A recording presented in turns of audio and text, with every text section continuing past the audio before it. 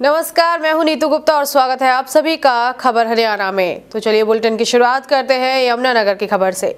यमुनानगर में इंसो कॉलेज यात्रा के दौरान इंसो के राष्ट्रीय अध्यक्ष दिग्विजय सिंह चौटाला जिले के मुकुंदलाल नेशनल कॉलेज पहुंचे, जहां हजारों की संख्या में छात्रों ने उन्हें फूल माला पहनाकर उनका स्वागत किया।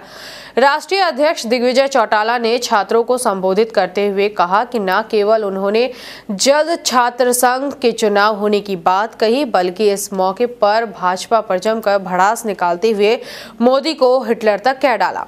उसके बाद उन्होंने अनिल विज का मानसिक संतुलन बिगड़ने की बात कही। हालांकि एसवाईएल के मुद्दे पर चौटाला ने कहा कि 23 जनवरी को पंजाब की सीमा में घुसकर हरियाणा के हिस्से का पानी हरियाणा को जरूर दिलवाएंगे। इंसो की कॉलेज यात्रा कर रहे हैं। कॉलेज यात्रा का तीसरा चरण आज यमुनानगर से शुरू हुआ है। इंसो का लक्ष्य है कि 1200 जो हरियाणा के विशेष कॉलेजेस हैं उनका दौरा कर करके नौजवान शक्ति को इंडियन नेशनल लोकदल पार्टी के साथ संगठित करना, चौधरी ओम प्रकाश चौटाला जी की सोच के साथ जोड़ना और डॉक्टर अजय सिंह चौटाला जी की जो विचारधारा युवाओं के लिए है उसके साथ सबको संगठित करना। और आज आपने देखा कि इस हवन में आहुति डालने के लिए किस प्रकार एक एक नौजवान और पूरा का पूरा कॉलेज ही बाहर आ गया। तो ये शक्ति है इंडियन नेशनल स्टूडेंट्स ऑर्गेनाइजेशन की और ये भविष्य है इंडियन नेशनल लोकदल पार्टी का। हम सारे छात्रों के मुद्दे आज नौजवानों के बीच में रख रहे हैं, चाहे वो सबसे बड़ा मुद्दा है कॉलेज के इलेक्शन का, जो छात्र संघ चुनाव का। लिंगदो कमेटी के अनुसार वो चुनाव करवाए जाने चाहिए। हम इस सरकार पर निरंतर दबाव उसके लिए बना रहे हैं। दूसरा मुद्दा है बसों के पास का। तीसरा मुद्दा है आज बेरोजगारी का। बहुत से अनेक मुद्दे हैं जो आज हमें कॉलेजों में, यूनिवर्सिटियों में या इस उम्र में प्रभावित करते हैं। उन मुद्दों को उठाना हमारा काम है। मैंने विज को नहीं कहा, मैंने हिटलर मोदी को कहा। और विज तो उनकी चापलूसी करते हैं, तो विज तो उनके एक एजेंट है। जिस व्यक्ति ने यह कह दिया कि महात्मा गांधी की तस्वीर हटाई जानी चाहिए और मोदी की तस्वीर लगाई जानी चाहिए, इसका मतलब यह है कि डेमोक्रेसी खत्म कर कर एनार्किस्ट रवैया अपना रहे हैं। और मैं तो मोदी को आज नहीं 100 बार हिटलर कहूंगा, उससे चाहे इनके पेट में दर्द हो, चाहे इनको और कोई तकलीफ हो, उससे मुझे कोई चिंता नहीं। पानी के मुद्दे के लिए जल युद्ध इंडियन नेशनल लोकदल पार्टी ने छेड़ा है और हम हजारों लाखों कार्यकर्ता एक होकर के 23 फरवरी को पंजाब की सीमा में प्रवेश कर कर हरियाणा के पानी, क्योंकि अभी हमने एक बात देख ली कि ये दो मुंहे सांप मिले हुए, ये अपने हित के लिए प्रदेश के हित को बाद में रखते हैं।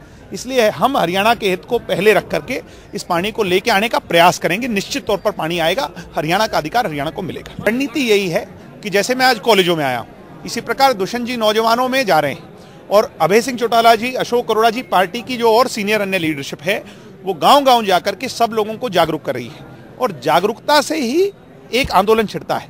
निश्चित तौर पर वो आंदोलन आगे होगा और इंडियन नेशनल लोकदल पार्टी सभी को संगठित कर कर पानी का अधिकार हरियाणा को दिलवाएगी। वो बड़ी अच्छी भूमिका निभा रहे हैं अशोक तंवर।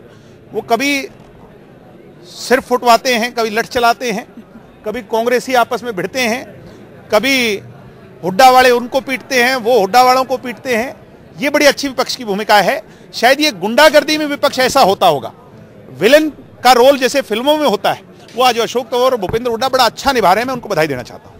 मीडिया की हमें बहुत आवश्यकता है जी, आप लोगों के बिना, क्योंकि आप लोग डेमोक्रेसी का चौथा स्तंभ है और मीडिया के बिना हमारा जो संदेश है वो किसी तक भी नहीं पहुंच सकता। मीडिया के हमें बहुत जरूरत है। आपकी कलम की बहुत ताकत है और उसका जितना आदर और सत्कार चौधरी देवीलाल जी ने इस देश की डेमोक्रेसी, जब इमरजेंसी लगी थी उसमें मीडिया की आजादी को रोक दिया गया था। और मैं समझता हूं उस समय राम मनोहर लोहिया की सोच पर और जयप्रकाश नारायण के आंदोलन में अगर सबसे बड़ी आहुति किसी की डली थी, चौधरी देवीलाल की थी।